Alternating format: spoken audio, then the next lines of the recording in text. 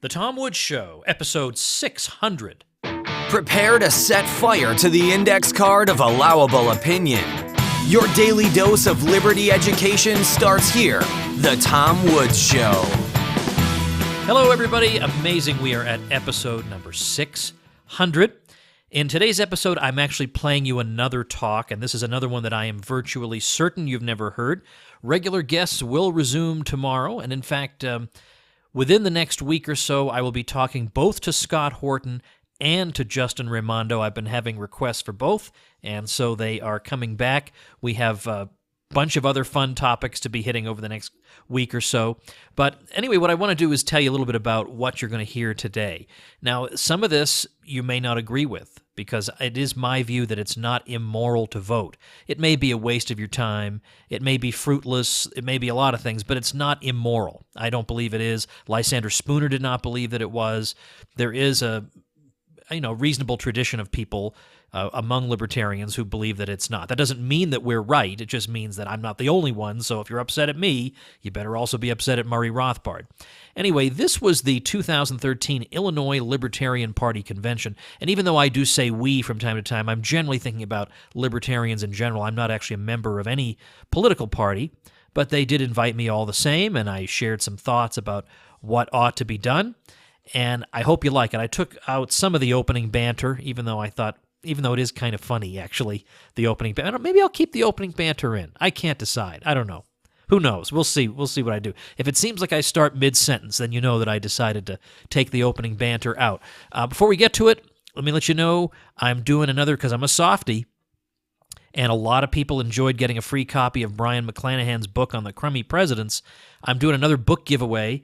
If you join Liberty Classroom between today, which is February 23rd or something, 2016, and February 29th, 2016, we'll throw another book at you. This one is the new book by Bob Murphy, Choice, Cooperation, Enterprise, and Human Action.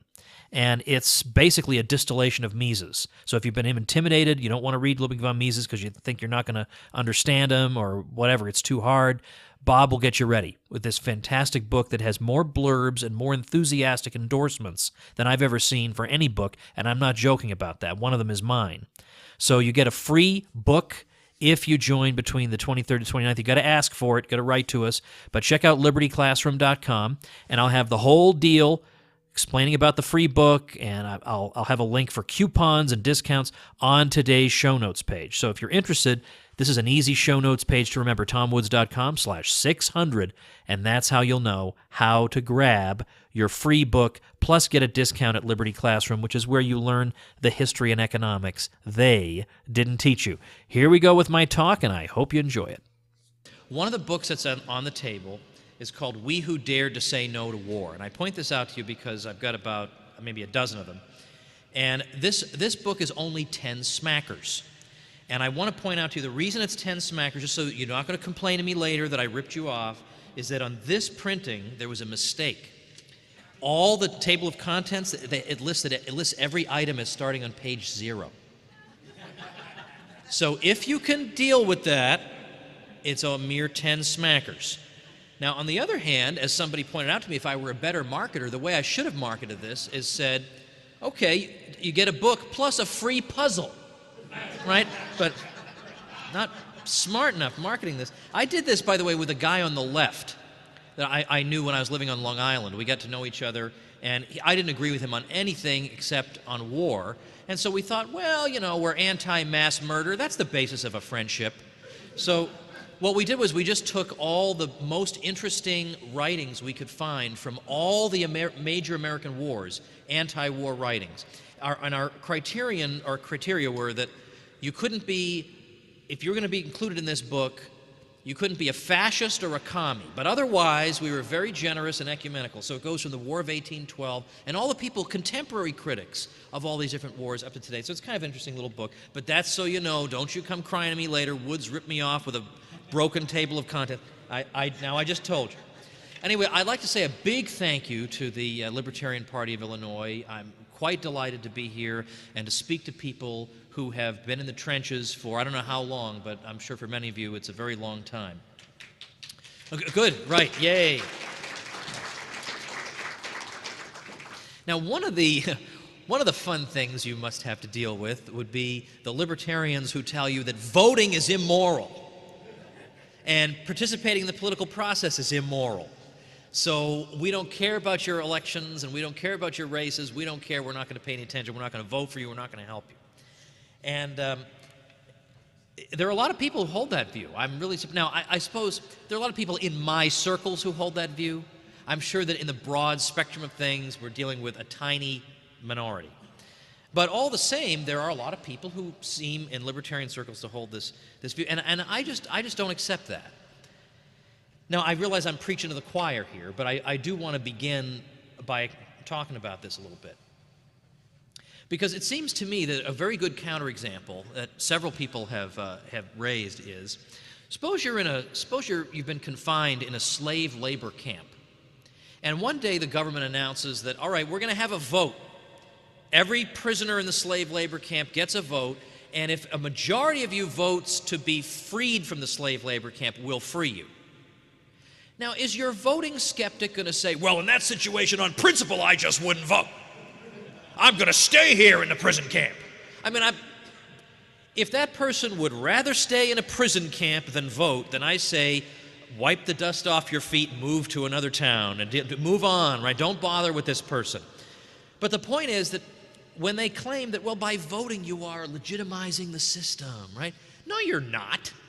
If I'm not legitimizing the slave labor camp by saying, well, look, I've been given an opportunity to improve my material condition, I think I'll take it. That's all I'm doing. So I don't go for this. So I think you guys are on the right track. Let me get some water. Would somebody mind pouring me some water? I didn't think to get a glass of water. I'm only 3 minutes into the remarks, and I'm already parched and begging for mercy here. So, and the fact is, like it or not, most people don't attend seminars on political philosophy. Thank you very much. Most people get their views on politics by reading the newspaper during election cycles. That's where they don't sit around thinking, what would be the best political philosophy? Would it be one that minimizes coercion or one that maximizes equality? Right? Nobody thinks about this. I mean, most people would rather, frankly, go to the mall or watch football, whatever. Most people don't think about this stuff. They only think about it when it's in their faces. And now, of course, it's in their faces constantly because it's 2013. We're already doing polls for the presidential race in 2016. Are we to be spared nothing? We don't even get a breather from this? So it seems to me that if we're not out there, if we're not involved in this, then our political philosophy does not get a hearing. Now, I know in theory, in some ideal Platonic universe, everyone would sit down and evaluate each political philosophy on its merits. But we don't live in a world like that. We're never going to live in a world like that. So that's one of the reasons that it's so important for us to be out there. But the key question is, once we're there, what should we do? What should we be aiming to do?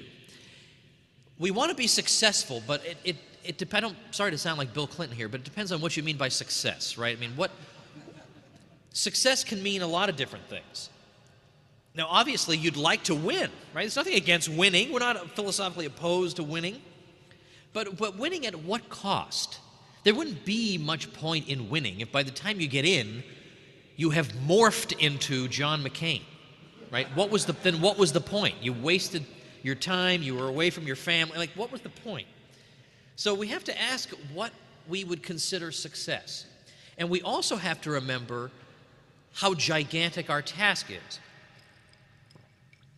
Because when we remember how gigantic the task is, it puts into perspective how we should think about what constitutes success. The things we're saying on a lot of issues run counter, 100% counter, to what most of our fellow Americans learned in school. Now, it's true that we have individual issues on which we can have a broad appeal across ideological categories and the ideological divide in the country. That's true. But taken as a single whole, we are saying things that are the opposite of what kids were taught, right? I mean, you all know what kids are taught. That's why we're trying to yank the kids out of the system. We all know what they're being taught there. They're being taught that the government, of course, is just there. These are public servants who are looking out for your well-being.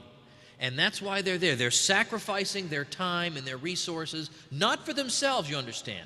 These people have no egos. They have no interests of their own. They are disembodied spirits in which nothing but justice is a consideration. Now, this is I'm not like Peter Schiff. I fill in for Schiff on his radio program once in a while. But one area where he is vastly superior to me is in coming up with analogies. Like, Schiff has the most brilliant analogies. I mean, and they just come to him on the fly. Like, he was talking about stress tests for banks. And he was saying, yeah, these stress tests are like running a gerbil over the Brooklyn Bridge. Like, wow, that's a good analogy.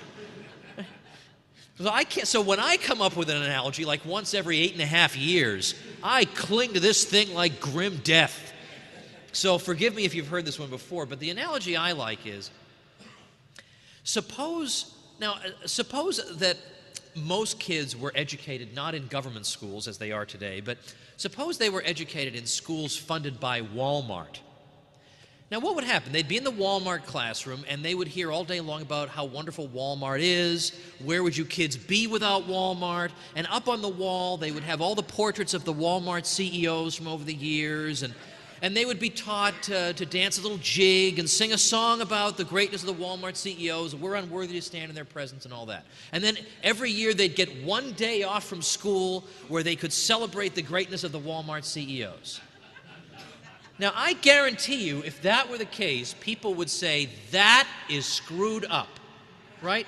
Walmart is just doing this to make the kids think that all good things flow from Walmart. However, when the government runs the schools, and instead of the CEOs, we've got the U.S. presidents looking down benignly from the wall, and we get President's Day off, so you can go think about how wonderful Millard Fillmore and Chester A. Arthur were. Nobody bats an eye. Like, that's weird, right? That's weird. Of course they're going to teach it to you this way. So when the libertarians come along and say, no, they weren't just slightly off. Like, they're teaching you propaganda. They're hoping that you will fasten the shackles to your own ankles. Well, not a lot of people are ready to hear that. But that's what we're going to tell them. Now, it doesn't mean, by the way, I'll get to this later, but that doesn't mean we have to go around and at every opportunity we have to get a bullhorn and shout the whole libertarian platform at a person at every particular opportunity. Nobody does that. No party does that. Well, I suppose other parties don't even read their platforms, but it doesn't make sense to do that. I'm not saying we have to do that, but I am saying we can't betray who we are. Now, I do think sometimes about, in a situation like this, about Ron Paul, who of course was the 1988 Libertarian nominee. Because a lot of times people will say, well, how many bills did he get passed? Ha ha ha ha ha. That shows you he didn't do anything. He didn't amount to anything. All right, well, that's true. I suppose Rick Santorum probably got more bills passed. I don't know what they were about. I'm pretty sure they didn't affect me one way or the other. And I'm pretty sure if I look over the legislative history of Newt Gingrich, like, it's probably stupid or evil or counterproductive or insubstantial or whatever, probably all those things. And that's how they're going to measure success? How many bills did you get passed?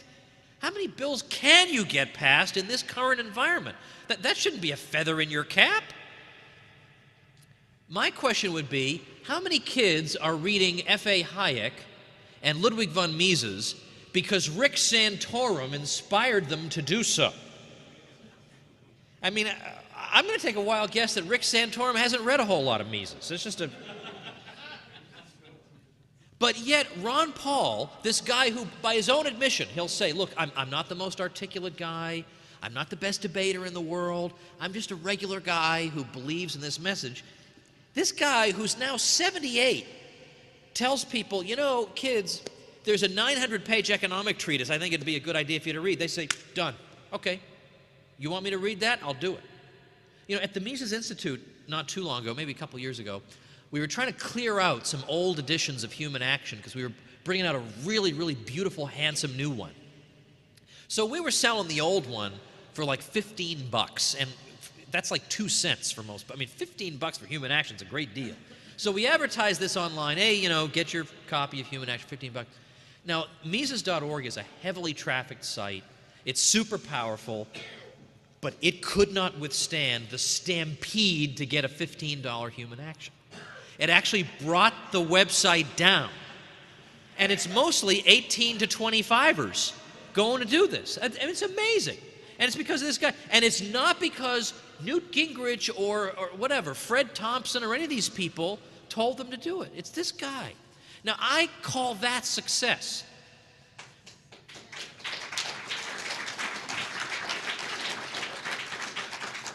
Because when you think, think about, can you even remember all the Republican nominees Republican candidates for the nomination in 2008? Can you remember these people?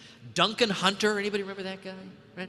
Well, maybe you remember Tommy Thompson because you're not too far from Wisconsin, but Tommy Thompson was like the worst candidate I've ever seen. He was on the stage and they asked him, can you name us like 3 programs you'd abolish, or like, how about 1? And he came up with he said, well, I don't know, I think with the Centers for Disease Control, the stockpile could be handled a little bit better. Nobody even knows what that is, right? And so even on Fox, the Fox News guy said, Congressman Paul, can you do any better than that? Like, it was embarrassing. That was the best they could come up with. So it was like or Tim Pawlenty. Like, where do they find these people? Tim Pawlenty? The most boring guy this side of Bob Dole. And he's being touted by, Hannity was actually saying the night of the first debate with Tim Pawlenty, this past cycle, he said, well, tonight all eyes are on Tim Pawlenty. And I thought, speak for yourself. What are you talking about? Who? Yeah, you and your crazy establishment automaton David Gergen might be looking at. But my point is that look at all these other people. These people are going to wind up as Jeopardy questions. Or Jeopardy answers. And the contestants won't even know the question. Right? How could that possibly be success? And parenthetically, by the way, I think one of the most illustrative moments in the recent political history of this country that emphasizes the need for an alternative was it was the last of the GOP debates, end of January 2008. They're down to 4 people. It's Ron Paul, Mike Huckabee, John McCain, and Mitt Romney. And they're sitting around a table. And if you remember this thing, 90% of that debate was McCain and Romney arguing about who was going to withdraw how many troops from Afghanistan when. It was, now, John, I'm pretty sure you said that you were planning in 10 years to draw down by 1,000 troops, but I think that's unwise. I think we've got to wait 11 years and draw down by 250. And McCain would say, now, Mitt, I can't believe you would say that. If I clearly said that 9 years from now. All totally stupid, begging the question, inane, insubstantial, makes no difference whatsoever. And finally, Ron Paul speaks up and says, I can't, what am I, in the Twilight Zone here? This is what about the policy itself? What about just getting out of there? Like, why are we arguing about who's going to do what when? Like, this is totally insubstantial. And then after the debate was over, they get that David Gergen on. And by the way, David Gergen, this commentator, he's on TV all the time, has no redeeming qualities whatsoever as a broadcaster, right? The most boring guy you've ever seen on TV, right? He has no emotions. Right? It's like if you opened his head, you would expect to see wiring and circuitry in there, right? This is not a human being. There's something wrong with him. Like your friends never say, hey, David Gergen's in town to do a book signing. I'm going to drop everything and go see him. Like, no one would say that about this guy. So they asked David Gergen, David, what did you think was the highlight of tonight's debate? Well, I think it was when Mitt Romney challenged John McCain over how many troops he... That's David Gergen. That's the whole political establishment for you. Of course, the correct answer was, well, when Ron Paul finally got a chance to speak, when he finally said, could we please talk about something substantial? No, we're going to pretend that didn't even occur. So thank heavens that we have at least the beginnings of some type of alternative here. But in being an alternative, we have to be careful of certain temptations. Because, of course, one temptation is to think, well, I'll get elected if I don't sound so out there. Well, you don't have to sound out there. If you're a good debater, you can sound like common sense, see? Right here, common sense and reason. in a lot of ways, that's really all we're talking about here. And all we're talking about is saying, think of all the things you were taught as a child, that your parents taught you. Keep your hands to yourself. Don't steal anything, like basic moral principles. That's all we're asking. We're just asking that everybody observe this. Even if you have a fancy title in front of your name and you work in a fancy Washington office building, you still have to obey these simple commands that you learned when you were a kid. That's all we're saying. It's not like something from Mars, or you have to understand quantum physics to follow what we're saying. It's not really so hard. But when people see what it means to apply these principles across the board, well, that can be a challenge. But if you're going to position yourself as being 30% different from the GOP, why would anybody vote for you? I'll just vote for the Republican, right, who has a much better chance of winning than you do. So why would I bother? So the irony is that the more you try to make yourself appealing, the less appealing you are, because you've now compromised your niche. And it's not difficult to differentiate yourself from the two major parties that we have now, because they give us the same darn thing. You know, I mean, basically the Libertarian Party is the second party. The Republicrats are the first party. Now, this is obvious. For example, like on the civil liberties question, wasn't it funny to see Barbara Boxer and Nancy Pelosi, the great progressives, saying it's treasonous to expose the spying that we're doing? Like, what kind of fascist dystopia did that come out of? And this is the so-called progressive party of the two. And of course, you don't even need to read the paper to find out where Lindsey Graham and John McCain stand on surveillance. I mean, if it were up to John McCain, think of the invasive procedures the TSA would be engaged in, right? In fact, I don't even want you to, right? We just had dinner. But imagine that, right? There's no point at which John McCain would say, now that's just too cotton-picking much. There just isn't. So on that key issue, yeah, okay, you get outliers on the right, outliers on the left, but in terms of the leadership and the mainstream people, they are in lockstep with each other, absolutely. Or on foreign policy, good grief. Oh, yeah, we get a big difference. Big old peaceful Democrats. Gosh, although I have to say, this Syria fiasco was very refreshing to watch. Like, he is dying to invade, and now, like, what is he going to do? Whereas I kind of feel like the neocons of the right probably still would have bombed anyway. Like, I still think that there is like a 1% difference on that. They would have bombed anyway. Like, I don't care. You know what the rationale is? I don't even know. We're just bombing, right? Bomb, bomb, bomb. Yeah, that's right. That's right. We're gonna free you so much you'll be able to taste it. But on the foreign policy thing, I mean, good grief, right?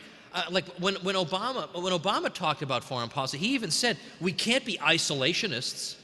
Isolationists meaning, you know, we've got to continue to have troops in 130 countries or whatever. Because if you had them only in 120, then that would be like going back to the 1930s or something. And it really does make you wonder. A friend of mine posed this question recently. According to the Republicrats, does that mean that every other country in the world is isolationist and therefore morally reprehensible? I'm just wondering. And I suppose their answer would be yes, right? Because our country is the awesomest of the awesome. We're full of awesome people. And the only reason anybody might be unhappy with our government is just because we're so darn awesome. Like, that's the mentality that basically exists everywhere. Or in 2008, when we had the financial problems and the bailouts, how about that? McCain and Obama, both. McCain's got to suspend his campaign and rush back to Washington to help. He's got to help us out, John McCain.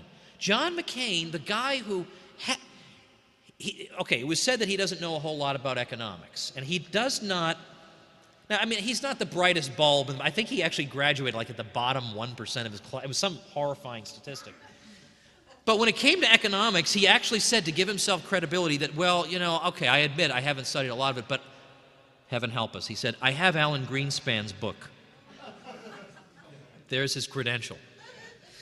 That's McCain. But McCain said, well, he said, don't worry. I mean, McCain was proposing to spend trillions of dollars buying bad mortgages. Then he stepped back because he realized that was insane even by his standards.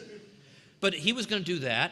He favored all these bailouts. Obama favored the bailouts. The progressive Obama favors the bailouts, right? So they're all over and over. The AIG bailout was the most preposterous of, well, I don't know. Hard to say which is the most preposterous of them. But on this, I highly recommend that David Stockman book, The Great Deformation. And you're going to say to me, Woods, that book is like 700 pages long. And I'm going to say, you're not even going to notice the pages going by. Because not only are you going to learn so much, but he has such an engaging prose style. And he so despises the bad guys that it's like rhetorically, every page you turn, it's like a fist is coming like right up through the page. And you think to yourself, well, I don't know, I can still see one or two arguments left over. No, you think he's overlooked, and then you turn the page and he's ready with a baseball bat, and he's going bang, bang, bang, and they're all gone. It's an incredible book, and in there he points out that, you know what they didn't bother to ask when they were getting ready to bail out AIG? They didn't bother to ask, well, which firms are exposed to AIG's credit default swap obligations? And it turns out that it was not Main Street or whatever the argument was. It was about a dozen or so institutions, huge institutions all over the place. And these institutions were capitalized to the tune of $20 trillion, and the AIG losses they would have suffered were $60 billion, which is about 3 months' worth of executive bonuses. That's why we got the bailouts. We can't compromise on these bonuses. That was it. Well, there's your progressive policy. There's your progressive. And now, remember at the time, they didn't even have time to talk about this to us, right? Citizen, we don't have time to discuss this. We're too busy saving the economy to talk to you about. Well, yeah, if I were pulling something like this, I wouldn't want to talk about it either. And that was the mainstream. The McCains and the Obamas sitting in a tree, K-I-S-S-I-N-G, as usual. Maybe I'm dating myself. I don't know if the kids still say that one anymore. I don't know. I'm stealing that one. Yeah, there you go. That's a fresh new one for Lee Wrights. All right, now look. After all this, can you believe there are people who say, don't vote for the Libertarians, you're throwing your vote away? If you want to throw your vote away, vote for McCain or Obama, right?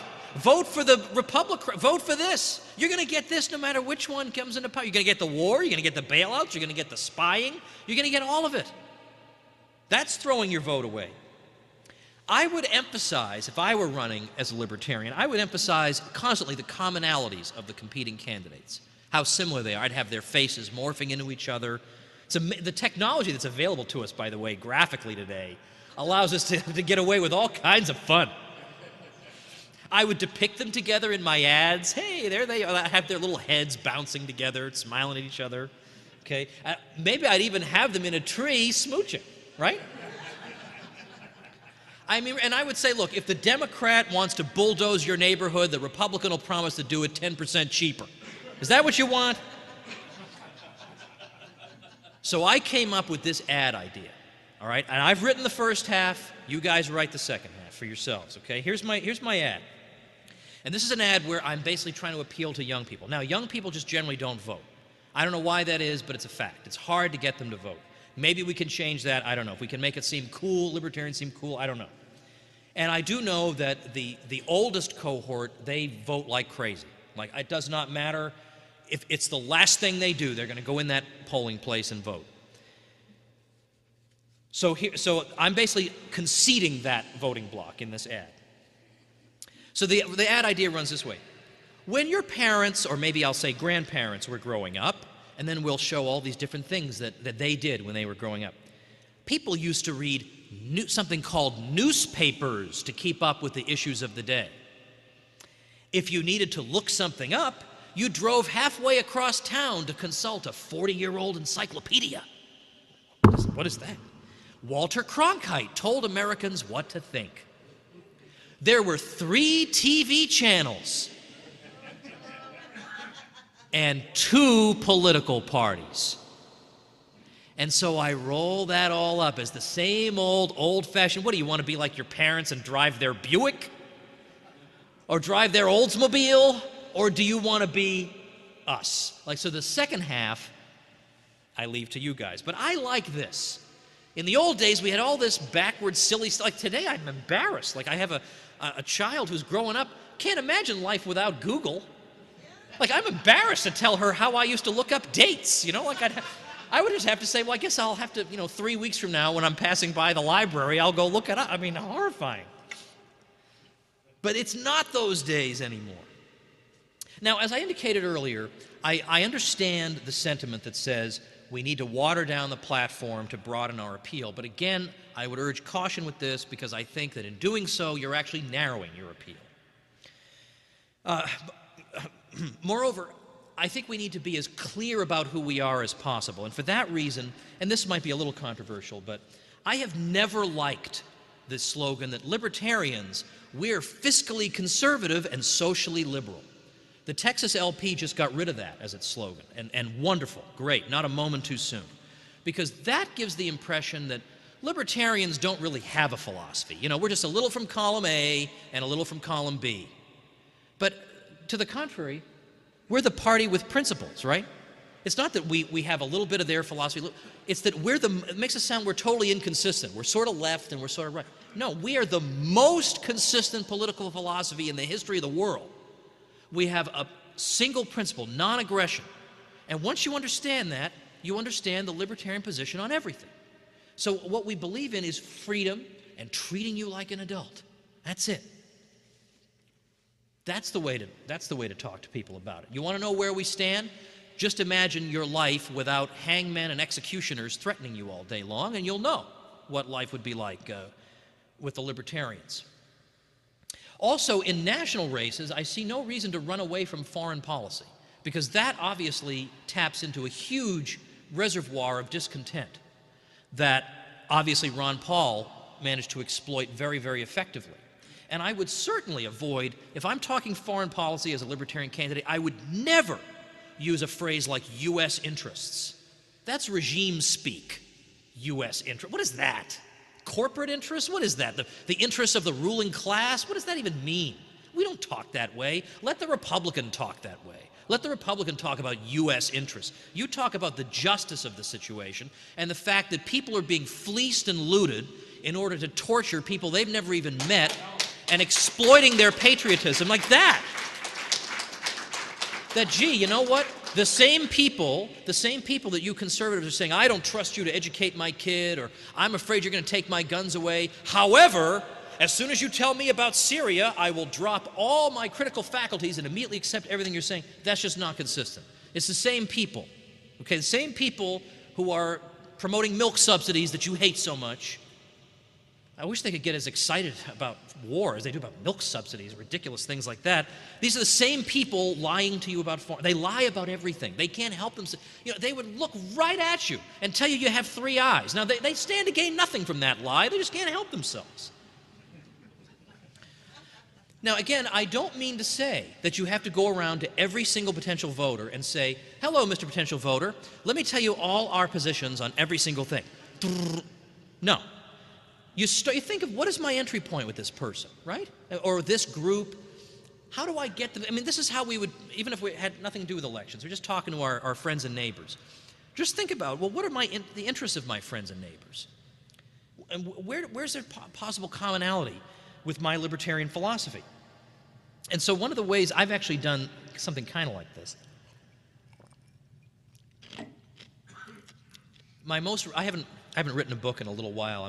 I'm kind of tired of it. It's really exhausting. I'm too busy doing homeschool videos for Ron Paul to have time for books. But this book that I did called Rollback a couple years ago, I think I have a few copies out there. But in Rollback, this was pitched toward the Tea Party. I didn't intend it to be. My publisher, to my horror, made it look like a book against Obama. Oh my gosh, this is a book like against everything you can imagine. The book may as well be called Everything Should Be Abolished. And they're pitching it as an anti-Obama book to try to get it to the Tea Party people. But the way it's organized, it's like peeling the layers of an onion. So it starts off with, okay, Obama's been kind of bad. So we talk about the stimulus and Obamacare and whatever. And the next chapter is, and you know what? The government really made the situation with the financial crisis worse, and it may actually have helped to cause it with the Federal Reserve. Yeah, okay. And then we say, and by the way, speaking of the Federal Reserve, that stinks too.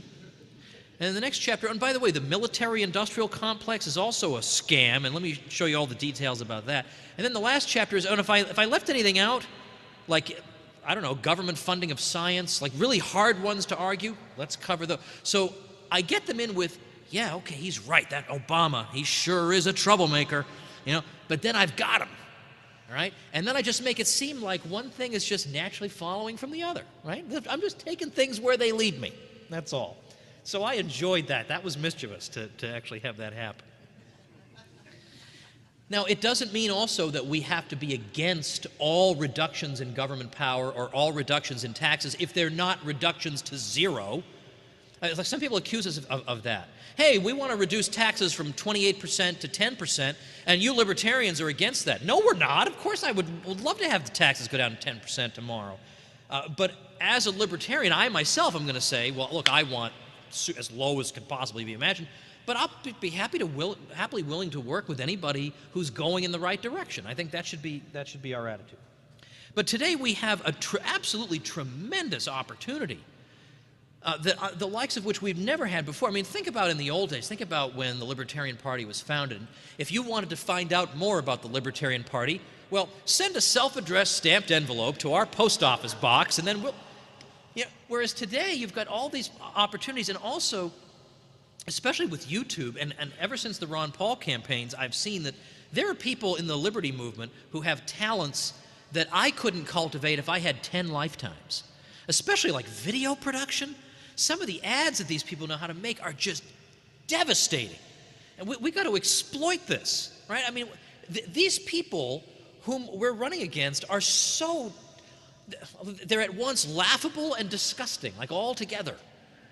This should be easy, right? Like, this should be a breeze to make them look ridiculous, and we can do it on the cheap with the videos and the free resources that we have that we can use to spread our ideas. We got to do that. Now, also the younger generation. Again, it's hard to appeal to them because they don't vote for whatever reason. We got to change that, and I don't know how to do it. But they are not so tied into the Democrats and the Republicans as their parents were. They're certainly not tied into the Republicans. The Democrats, they're tied into by default because they say basically to themselves, I just can't belong to a party that has John McCain in it. So who's left? They go to the Democrats. But a recent poll found that out of a group of 18 to 32-year-olds, 40% view Libertarian favorably. And about a third of them don't even know what it is. So that's another third that we can potentially appeal to. When it's explained to them, we get 58% of them saying, yep, that's what I think. Now, we have to take this with some caution, though, because maybe they don't really know what that really... When I say non-aggression, I mean the government can't do any of the things you like either. But still, this is a good start. This is a good start. And I also... I like the idea when we have this thing that we're the party of principle or the party with principles. The principle that we should be aiming at here is not, we shouldn't be echoing the GOP sort of strategy of sort of implying that the poor are looting the rich and the blacks are looting the whites. That's not the focus of libertarians. The focus is as follows. I want to read you this passage. Too many libertarians have absorbed the negative and elitist conservative worldview to the effect that our enemy today is the poor who are robbing the rich, the blacks who are robbing the whites, or the masses who are robbing heroes and businessmen. In fact, it is the state that is robbing all classes, rich and poor, black and white, worker and businessman alike. It is the state that is ripping us all off. It is the state that is the common enemy of mankind. And who is the state? It is any group who manages to seize control of the state's coercive machinery of theft and privilege. Of course, these ruling groups have differed in composition through history, but whoever they are, they can only be a small minority of the population, ruling and robbing the rest of us for their power and wealth. And since they are a small minority, the state rulers can only be kept in power by deluding us about the wisdom or necessity of their rule. Hence, it is our major task to oppose and desanctify their entrenched rule, in the same spirit that the first libertarian revolutionaries opposed and desanctified their rulers 200 years ago. That's Murray Rothbard. That's exactly right. The state is the enemy, and it's easy to portray this I mean, how many rich and powerful people are suffering during the drug war? How many poor and vulnerable people are benefiting?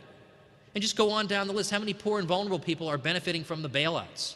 How many of them are benefiting from the foreign policy, where they wind up in the military because the government has foreclosed all other opportunities because they've made it illegal to hire any of them. So they wind up in the military, then they come home maimed and emotionally disfigured. And look at how much we've helped you. That's got to be made clear. It's not other parts of the population against us. It's the state against everybody. Now, this is, as you well know in this room, this is a slow and laborious task. And it is a task that forces us to ask ourselves, where do we derive satisfaction? Do we derive it only from immediate victory in the short-term sense, or do we derive satisfaction from knowing that we are spreading what is a truly liberating philosophy that is responsible for what vestiges of prosperity and civilization we have in the world? It's true that I do believe that it's very likely that there is some type of fiscal collapse coming in the future. There's no way that all the entitlement programs can be maintained. And so there will be a vacuum ideologically, because people who have been pushing these programs and promising everybody that everything will be fine, people who have been in power for the past century, are going to have a lot to answer for. They can pretend that it's our fault, but come on, how close has anybody in this room been to power? But if you get discouraged, imagine what it must have been like in the 1840s to belong to the Liberty Party, the abolitionist political party that at its height got 2.3% of the popular vote. Imagine what that must have been like. You're arguing on behalf of a position that you think is so bleeding obvious, the immorality of slavery, that you can't even believe you have to debate it in the first place. And then when you do, you barely even register anywhere. And yet, some of those people actually lived to see their own vindication. Now, by no means am I promising anything like that to you, but bear in mind that we follow in a great and noble tradition of people who said, I don't care that the major parties ignore questions of justice and morality, and they think only in political terms. I don't care that the conscience of the public has not been awakened. I don't care. It is my job not to ask how many people I converted and how many elections I won, but how hard did I fight for this cause that is so supremely just and is so elegant and beautiful. That's what we commit ourselves to, ladies and gentlemen, and thank you very much.